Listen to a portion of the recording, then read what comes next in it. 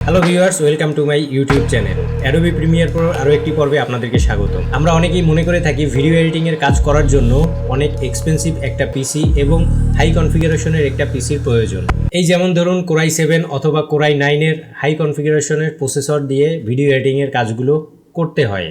আমাদের এই ভুল ধারণাটি আসলেই সঠিক নয়। এই যেমন ধরুন কোরাই 7 অথবা কোরাই 9 প্রসেসরের হাই কনফিগারেশনের পিসিগুলো, বিষয়টা কিন্তু তেমন না। আপনি আপনার বেসিক কম্পিউটার দিয়েও ভিডিও এডিটিংয়ের কাজগুলো করতে পারবেন খুব ইজিলি। তবে হ্যাঁ, হাই কনফিগারেশনের পিসিতে আপনি যখন ভিডিও এডিটিংয়ের কাজগুলো করবেন এবং যে পারফরমেন্স পাবেন, আপনার বেসিক পিসিতে আপনি সেই পারফরমেন্সটি নাও পেতে পারেন। দেখা যায় হাই কনফিগারেশনের পিসিগুলোতে গ্রাফিক্স কার্ড এক্সটার্নালভাবে একটা সেট করে নিতে পারলে সেটায় পারফরমেন্সটা অনেকটা বেটার দিবে আপনাকে, আপনার বেসিক কম্পিউটারে আপনাকে মোটামুটি একটা পারফরমেন্স দিয়ে দিবে। তবে একটা বিষয় রয়েছে, ভিডিও এডিটিং হচ্ছে গ্রাফিক্স রিলেটেড একটি কাজ।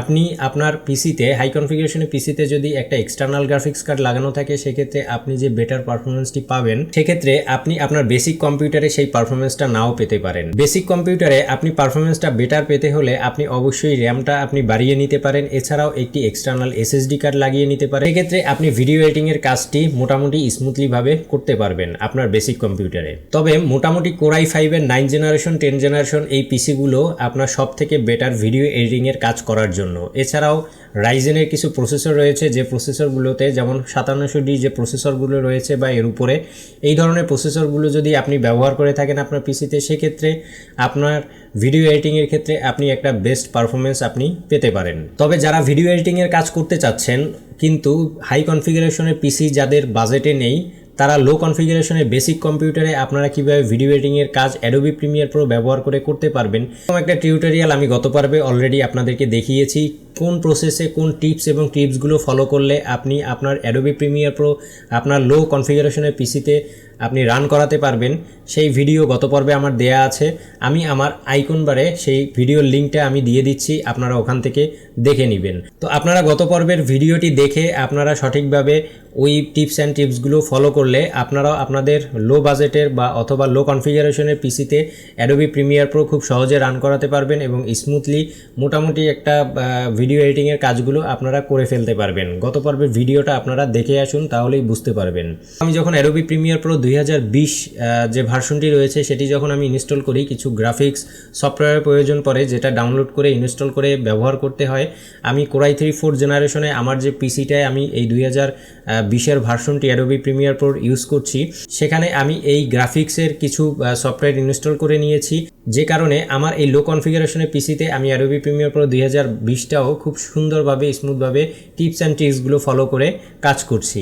গ্রাফিক্সের যে সফটওয়্যারগুলো প্রয়োজন পড়বে অ্যাডোবি প্রিমিয়ার প্রো 2020 আপনার রান করার ক্ষেত্রে, সেই সফটওয়্যারের লিঙ্কগুলো আমার ডেসক্রিপশন বক্সে আমি দিয়ে দিব।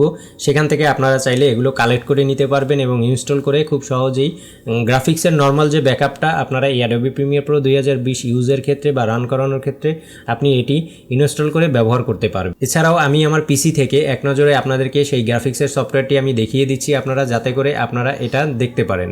তো আমি শুরুতেই আমার পিসির কনফিগারেশনটা আমি আপনাদেরকে দেখিয়ে দিচ্ছি, যাতে করে আপনারাও বুঝে যান যে আমি সত্য বলছি না মিথ্যা বলছি, যে আমার লো কনফিগারেশন পিসিতে কিভাবে আমি অ্যাডোবি প্রিমিয়ার প্রো 2020 খুব স্মুথলিভাবে চালাচ্ছি। তো শুরুতেই আপনারা দেখতে পাচ্ছেন আমার পিসির কনফিগারেশন হচ্ছে Intel core i 3-4 generation 8GB RAM দিয়ে আমি অ্যাডোবি প্রিমিয়ার প্রো দিকে 2020 থেকে কাজ করছি। তো যে সফটওয়্যারটির কথা বলেছি, ইন্টেল গ্রাফিক্স যে সফটওয়্যারটি বা ড্রাইভটি, এই ড্রাইভটি আপনারা ইনস্টল করে নিতে হবে। করে নিলে পরে আপনার লো কনফিগারেশন পিসিতে আপনি খুব সহজে অ্যাডোবি প্রিমিয়ার প্রো 2019 বলেন বা 2020 বলেন, আপনারা খুব স্মুথলিভাবে চালাতে পারবেন। এই ইন্টেল ড্রাইভারের লিঙ্কটি আমি আমার ডেসক্রিপশন বক্সে দিয়ে দিব, আপনারা ওখান থেকে চাইলে ডাউনলোড করে নিতে পারবেন। ডাউনলোড করে ইনস্টল করার পরে আপনারা অ্যাডোবি প্রিমিয়ার প্রো থেকে খুব স্মুথলি কাজ করতে পারবেন। এছাড়াও গত পর্বে ভিডিওতে আমি আপনাদেরকে দেখিয়েছি অ্যাডোবি প্রিমিয়ার প্রো 2019 ভার্সনটি কিছু টিপস অ্যান্ড ট্রিক্স আপনি ফলো করে খুব স্মুথলিভাবে এডিটিংয়ের কাজটি করতে পারবেন।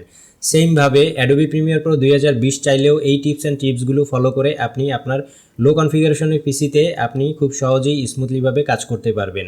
এছাড়াও যে ইন্টেল গ্রাফিক্স ড্রাইভারটির কথা বলেছি, এটি ডেসক্রিপশন বক্সের লিঙ্ক থেকে আপনারা ডাউনলোড করে ইনস্টল করে নেবেন। তো বন্ধুরা, আজকের এই ভিডিওটি কেমন লেগেছে অবশ্যই কমেন্ট বক্সে জানাবেন। অবশ্যই আমার চ্যানেলে নতুন হয়ে থাকলে চ্যানেলটি সাবস্ক্রাইব করে পাশে থাকবেন, বেল আইকনটি ক্লিক করতে ভুলবেন না, যাতে করে পরবর্তী ভিডিও দেওয়ার সাথে সাথে আপনারা খুব সহজে আপডেট পেয়ে যান। পরবর্তী ভিডিওগুলোতেও অ্যাডোবি প্রিমিয়ার প্রো নিয়ে আমি পার্ট বাই পার্ট আপনাদের সাথে আলোচনা করব, যাতে করে খুব সহজে আপনারা ফ্রিলিভাবে অ্যাডোবি প্রিমিয়ার প্রো ভিডিও এডিটিংয়ের কাজগুলো জানতে পারেন এবং শিখতে পারেন। আজকের মতন জেএম ইউনিক টেক চ্যানেল থেকে আমি জয় বিদায় নিচ্ছি। দেখা হবে পরবর্তী ভিডিওতে। সে পর্যন্ত ভালো থাকুন, সুস্থ থাকুন, টাটা।